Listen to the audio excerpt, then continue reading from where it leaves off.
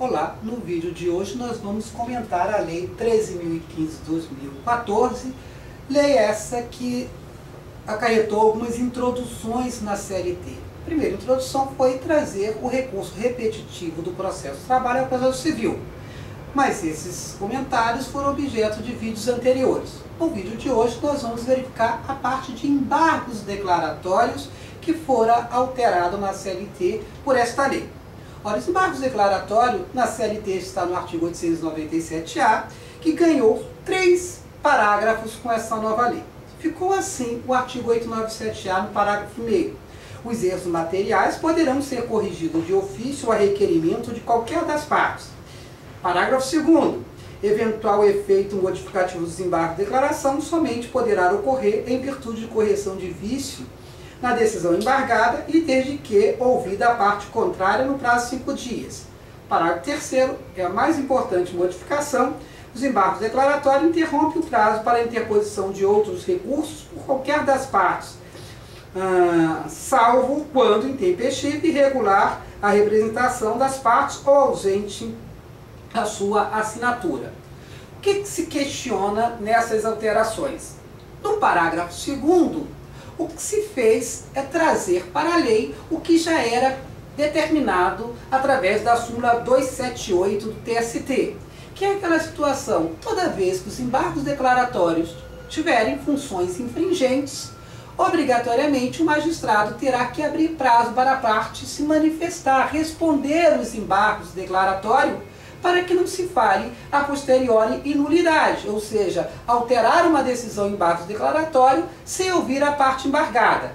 Você pode me perguntar, isto é novidade? Legislativa sim, jurisprudencial não, porque o artigo, a súmula 278 do TST já previa esta hipótese. Então, não me parece ter modificações substanciais. O que fez foi o legislador trazer a súmula 278 e introduzi-la na legislação. A modificação efetivamente que ocorreu, complicada, é o parágrafo 3º, que hoje claramente está dito que que os embargos declaratórios eles interrompem o prazo para os demais recursos. Isso não é novidade, sempre foi assim, está lá no 538 do Código de Processo Civil. Mas olha o final disso, por qualquer das partes, salvo, ou seja, não interrompe que casos? Quando os embargos declaratórios forem intempestivos, porque o embargo declaratório oposto intempestivamente não impediria a formação da coisa julgada. Né? E isso já era, o TST sempre sinalizou nesse sentido, que embargos declaratórios intempestivos não ia, em hipótese nenhuma, interromper o prazo para os outros recursos. O que significa dizer?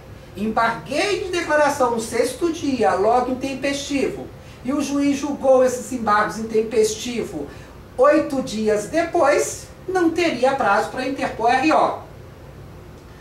O TST já vinha caminhando nesse entendimento.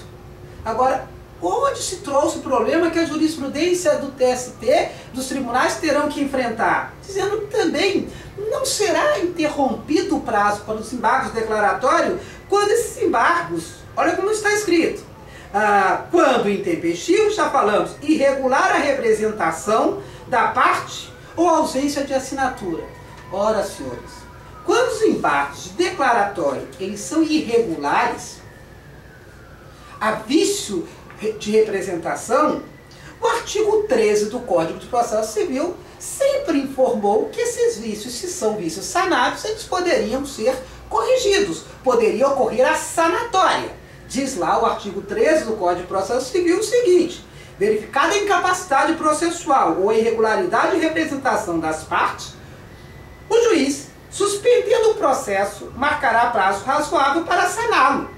Ora, o artigo 13 permite sanatória quando houver erros ou vícios de representação.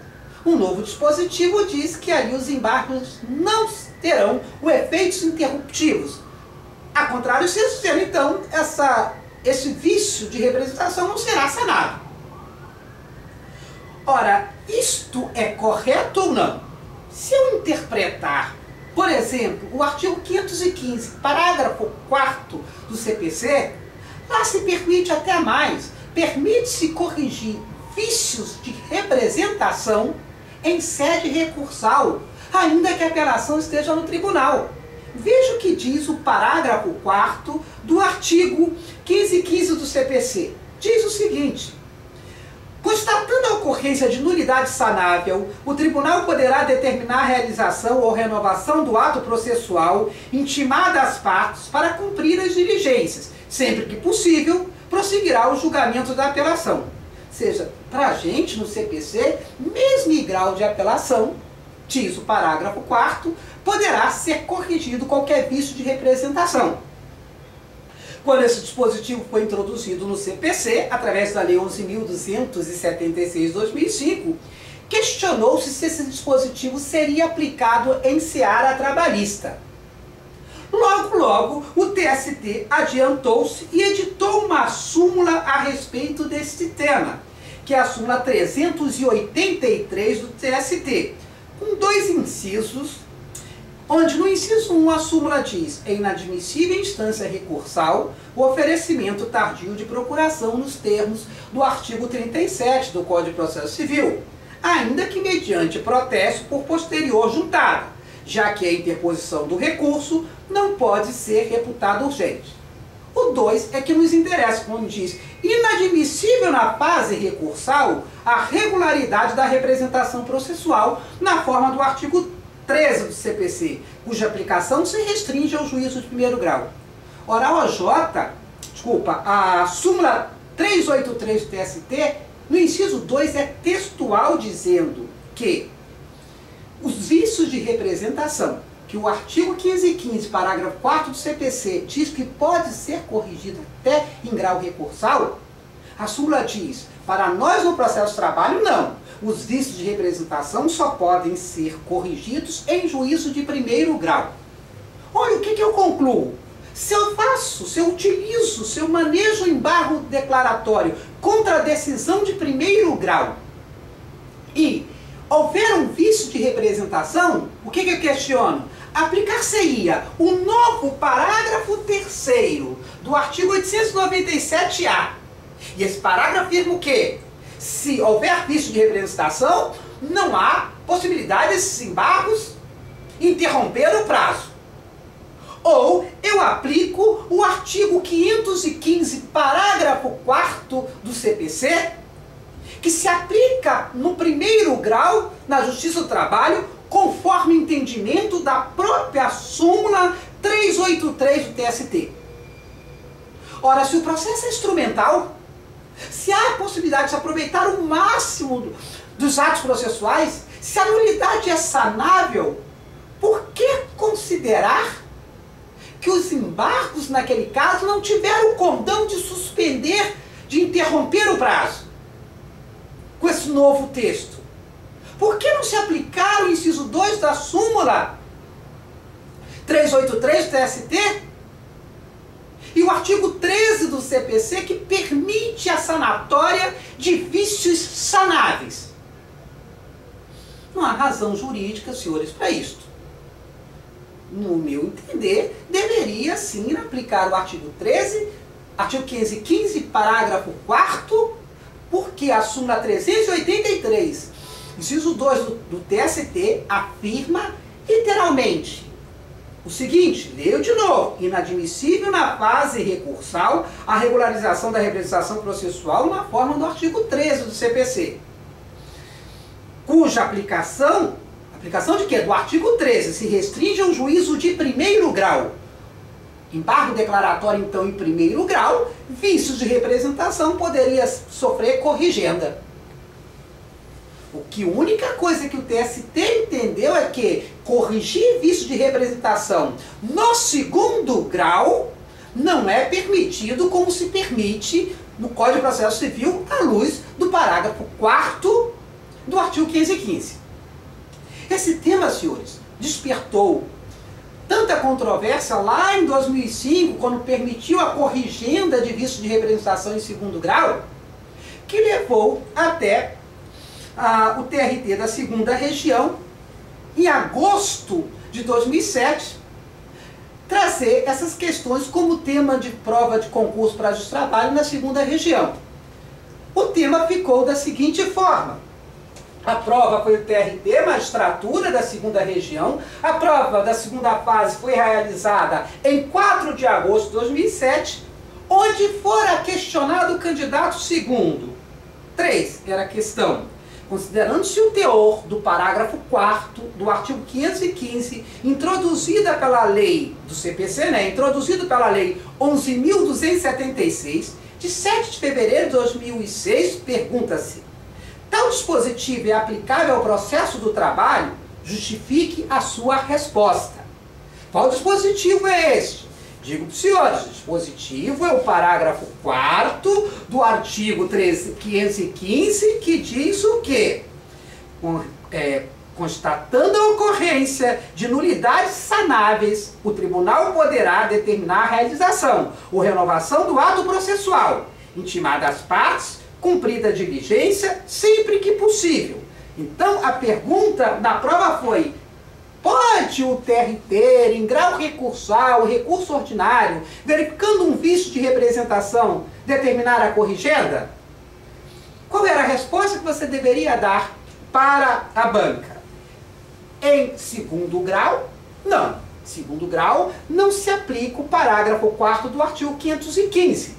Em segundo grau, não se aplica o artigo 13 do CPC, que diz que pode-se corrigir os vícios processuais sanáveis.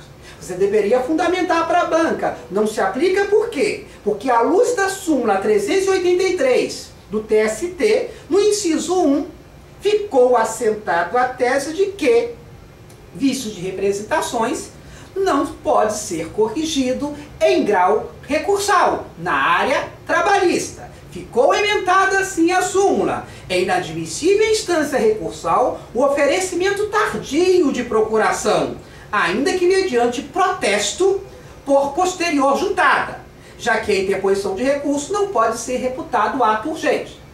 Agora, veja, a segunda pergunta foi: cite um exemplo concreto da aplicação desta regra processual, de corrigenda de vícios de representação processual. Por que há esta possibilidade na Justiça do Trabalho? Porque a mesma súmula 383, no inciso 2, diz: inadmissível na fase recursal a regularidade de representação processual, na forma do artigo 13 do CPC, friso, porque o artigo 13 permite a correção, mas o TST excepciona quando ele fala cuja aplicação se restringe ao juízo de primeiro grau. O TST afirma que corrigir vícios de representações processuais é possível em primeiro grau. Eu devo concluir que embargos declaratórios, onde a interposição dos embargos se atesta vício de representação, poderia ser corrigido, aplicando-se o artigo 13, combinado com a súmula 383, inciso 2. O problema é que com essa nova sistemática introduzida pela Lei 13.015 de 2014, onde for introduzido o parágrafo 3º, o parágrafo 3º diz que não. Logo, esse parágrafo entra em rota de colisão com o artigo 13 do CPC e entra em rota de colisão com a própria súmula 383, inciso 2 do CPC. Daí veio a pergunta na prova, volto a dizer para os senhores, da Magistratura do Trabalho, da segunda região, na segunda fase, na prova de agosto de 2007, perguntaram-se: cite uma hipótese concreta da aplicação da regra processual do artigo 515, parágrafo 4º da Justiça do Trabalho. Eu vou dizer uma regra que quem advoga na área trabalhista vê toda hora. A empresa aparece na audiência com o advogado, junta a contestação, o sistema do PGE já juntou pelo menos 1 hora antes da audiência, mas não juntou carta de preposição. Há um vício, uma irregularidade na representação. E o que faz o advogado? Excelência, eu vou pedir prazo para juntar a carta de preposição. Por quê? Há um vício de representação, mas é uma nulidade sanável. Em sendo sanável, aplicar-se-á o artigo 13 do CPC, inciso 2, combinado com a súmula 383, inciso 2 do TST. Agora, pasme, nesta mesma hipótese, o reclamante não pode fazer corrigendas de vícios de representação quando ele embarga de declaração. Me chama até a atenção que vício de representação for este, é este, se os vícios provavelmente foram corrigidos anteriormente. O advogado já está constituído, a carta de preposição já ocorreu. Será que o legislador pensou nessa hipótese? Na verdade, um advogado que embargou e o advogado originário esqueceu de passar um subestabelecimento? Será que é esta a hipótese?